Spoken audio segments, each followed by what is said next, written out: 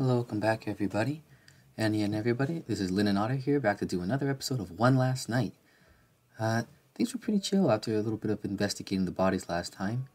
And, real simple, this isn't really an update, I'm trying something new. I'm using a stylus. I have my drawing tablet here, so I'm using that to move around and click on things. I'm curious if that'll be, convenient, or if maybe I'll just go back to use my laptop. But anyway, alright, here we go.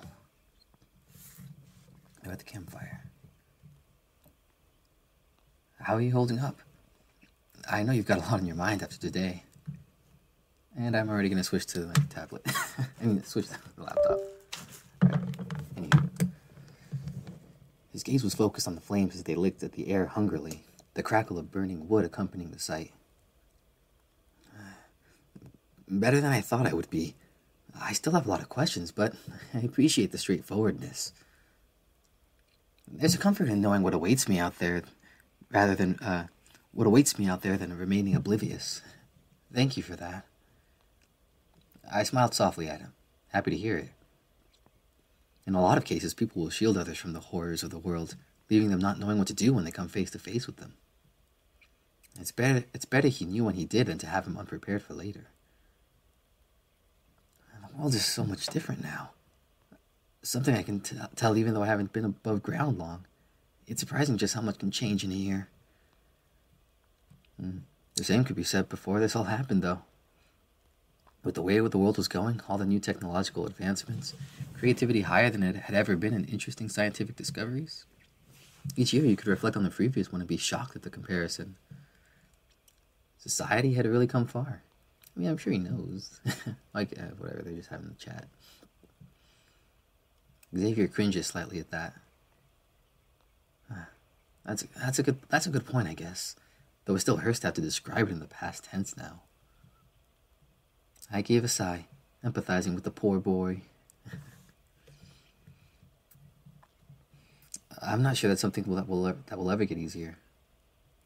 A small smile formed on Xavier's muzzle. Doesn't mean we can't get back to that one. Doesn't mean we can't get back there one day. It's as if the world has been given a second chance. Society has a fresh start to build something new. Things may be difficult right now, but there's always a brighter dawn when the night ends. It's our job to make sure we part the clouds that block the way so we'll really get the chance to shine. My heart warmed a little at his words, knowing that despite what he learned today, he could still hold on to that sense of optimism. There we go. I felt myself growing the same smile he was wearing, his positivity almost infectious. And positivity was something I could use more of in my strange new life. I wonder if something bad's going to happen again. Just like in the beginning when things started being kind of sweet with him and Marshall. It's Apocalypse Part 2. I bumped my shoulder against his, widening my smile. Careful now, Xavier. Keep talking like that and I might mistake you for a hippie. We both let out a chuckle at the joke, feeling some of the good vibes starting to return. Speaking of night, might I ask some more questions there, Dorian? I nodded, sensing where the conversation was headed. Hit me with him, kid. Hit me with your best shot. He rolled his eyes at being called a kid once more, but continued. I was wondering for a good time to mention this, but it reminds me of Pokemon Black and White. Iris calling Ash a kid all the time. Electro Ball? You don't know Electro Ball? What a little kid. Thanks. What exactly is the deal with the whole daylight cycle? It seemed to be twilight for an awfully long time earlier and feels too early to be night. I mean, we barely even got any proper sunshine. I took a moment to ponder his question, thinking of the best information that I could provide him that wouldn't ruin the ongoing mood. Well, kid, there's not really a clear answer to that since we don't have access to the proper tech to figure it out. However, everyone has their own theories. The crazier ones often say it was the work of a coven of witches finally enacting a centuries-long curse, or that the government shrank the sun. The more believable theories state that something caused the Earth to shift and knock it off its axis. The new rotation causes us to spend most of our time in a state of twilight. He seems to contemplate for a moment before nodding his head as if he had decided on something. I think the witch's theory is more fun, so I'll go along with that. I give him a small chuckle of approval to his response. Small chuckle of approval.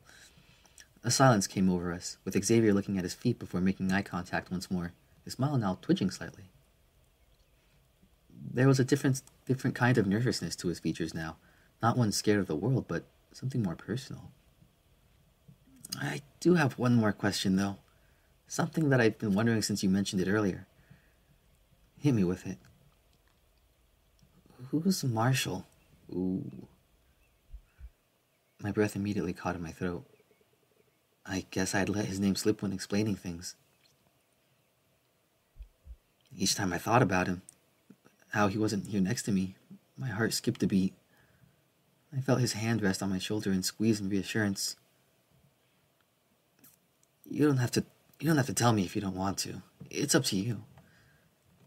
I appreciate the support. I don't mind telling you, though. It's better to talk about things than let them simmer.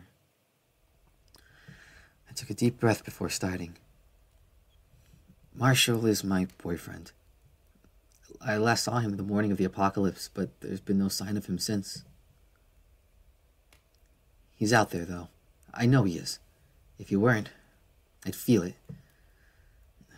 He's my everything, and I'll do whatever it takes to find him again, no matter the price. Xavier gave me a grin, pulling me into a side hug. I have faith you'll find him too. We spent the remainder of the night in silence, the two of us just reveling in each other's company. Xavier shared some of his rations with me, not acknowledging my protest that I had enough for myself. We'd only been together for a few hours today, and yet there was a sort of pull from him, one that made me feel safe. That I could open up to him about anything. That I could trust him. And trust is a scarce resource nowadays. I stood up, stretching out my back as the fire began to die down. All right, kid. We should get some rest now. We've got a big few days ahead of us. Xavier shot me a confused look at that. What do you mean? What's happening? Taking the emblem out of my pocket, I tossed it in his direction where he snatched it out of the air. He opened his palm, looking the symbol over. What is it? It's a symbol of a community that has established itself in the ruins of our world. A place where people are safe within its walls. Oh, okay. Although if I've seen enough The Walking Dead, this isn't going to end well. They call themselves Haven. And tomorrow we depart. It is time to pay Haven a visit. Oh boy. Dear Marshall, I can't believe I ever gave up the joys that came. I can't believe I ever gave up the joys that come from hiking. It's been so long since I last took one through the woods outside of town. I'd briefly forgotten what it was like.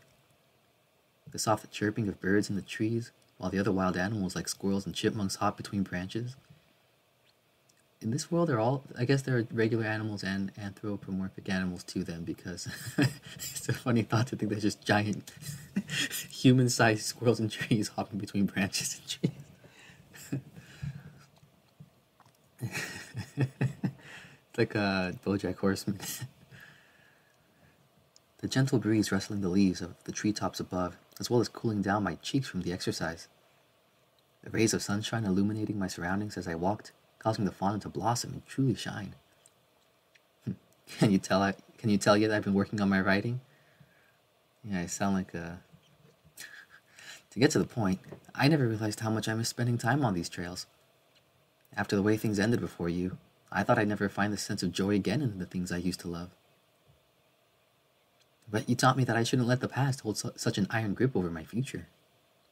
It'll take time to heal, but I know I'll get there with you one day. I'm sure the future will hold many difficulties for us, Marshall. With you at my side, though, I could take on the world. For now, I just need to take on the trek back to the car. I hiked so far today and found this beautiful lookout over the city. You'd love it. Maybe next time I could bring you with me with a basket of food, and we could have our own little picnic. We can create new experiences to overwrite the pains of the past, to bring a newfound joy back to my old interests.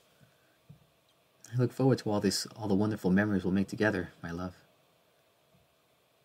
See you soon, Marshy. This is actually somewhat personal because when I like people, I call them.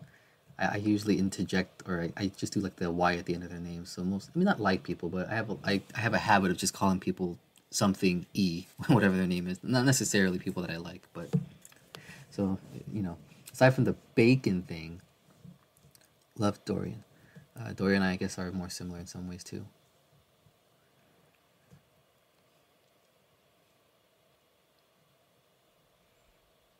I wake up to the sound of someone shifting next to me. Instinctively, I reach out to grab my phone, planning to turn off my upcoming alarms that will get me started for the day.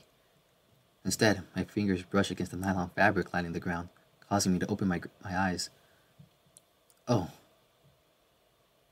I no longer have that comfortable life I took for granted, but one of someone trying to survive. Pushing the sleeping bag off my torso, I sit up and take a second to stretch. I hear the rustling once more and glance over to see my newfound companion, still trying to get comfortable in the space next to me while he sleeps. Last night I'd gone to sleep before him, inviting him to rest in my tent to help fight off the cold nights.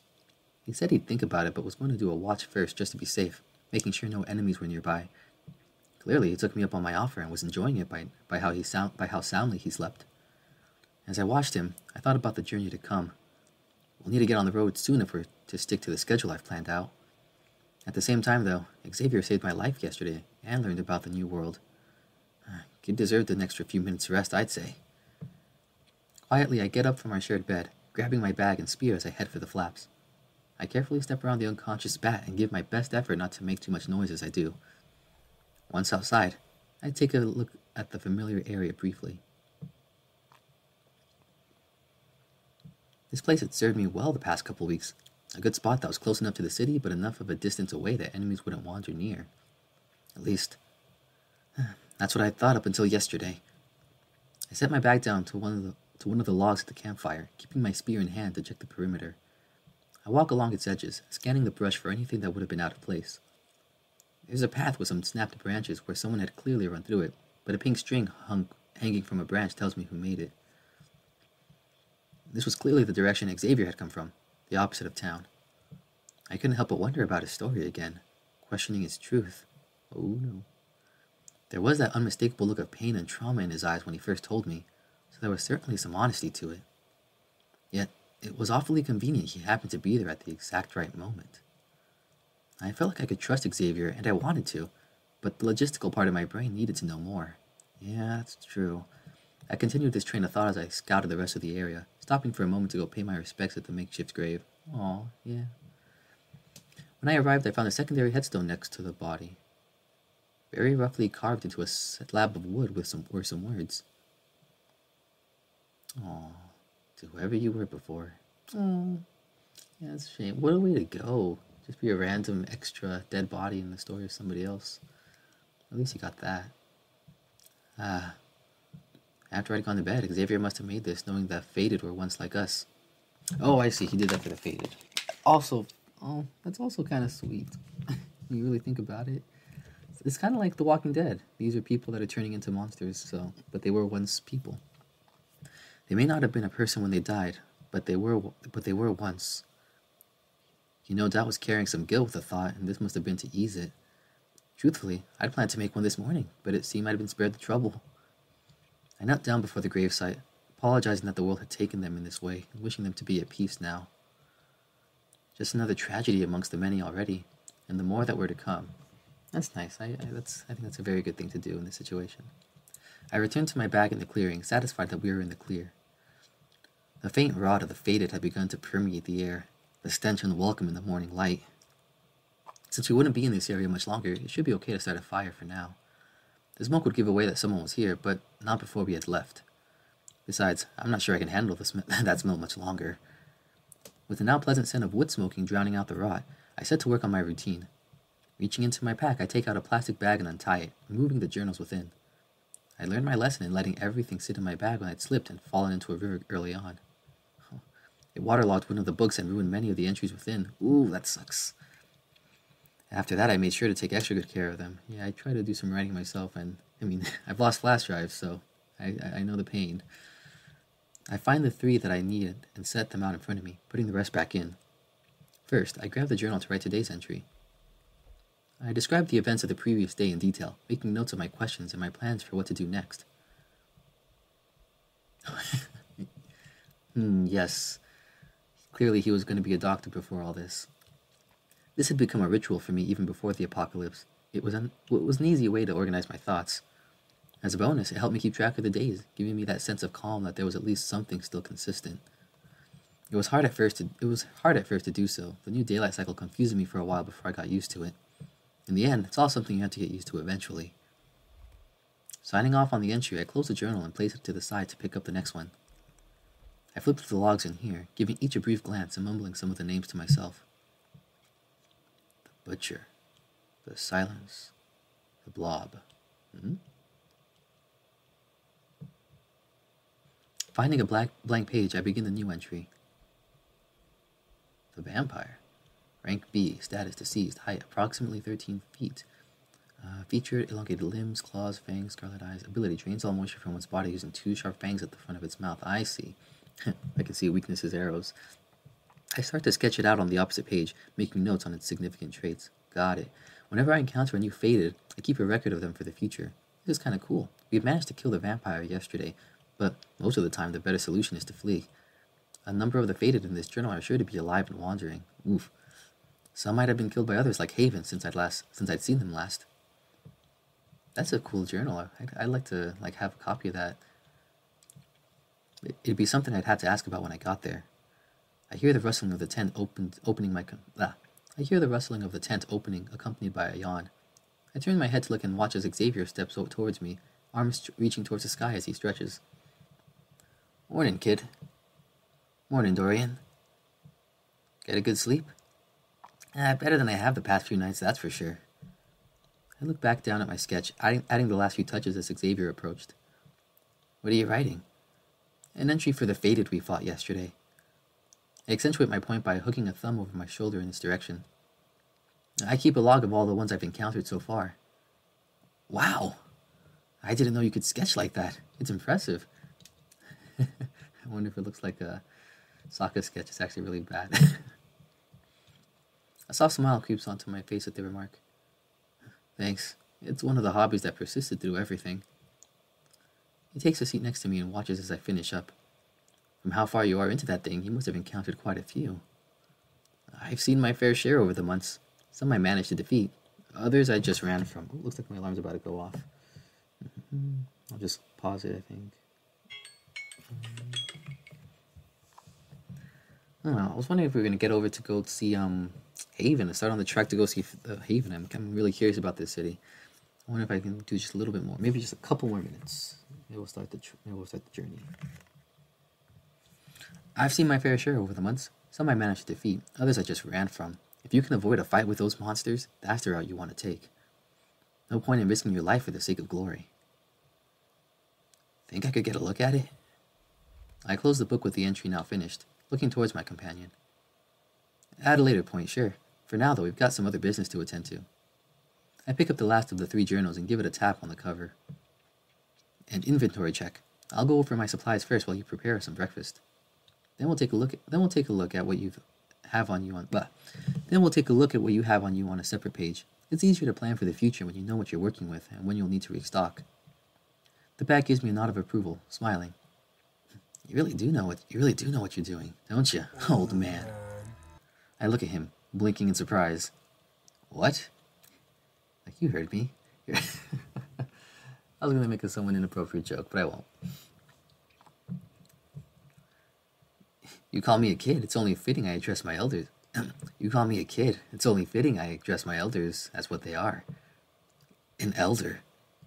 He begins laughing at my shock as I stare at him incredulously.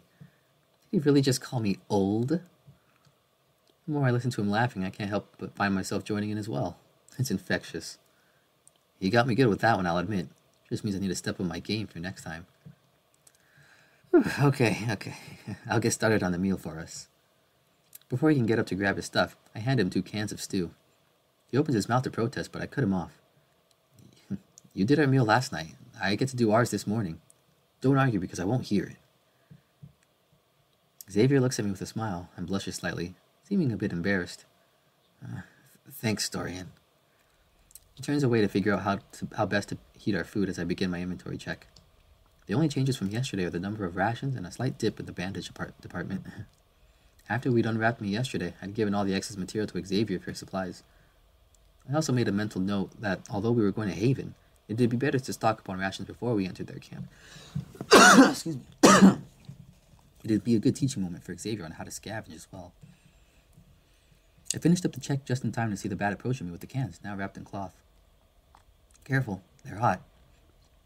I gave him a smile as I took the can from his hands, blowing at the steam rising from the open lid. Reaching into one of my bag's pockets, I took out 2 spoons and passed one over for him to use. The two of us dug into our respective meals, enjoying the taste of a hearty chicken stew. We ate in silence for a while, enjoying the presence of the other while listening to the crackling of the fire before us.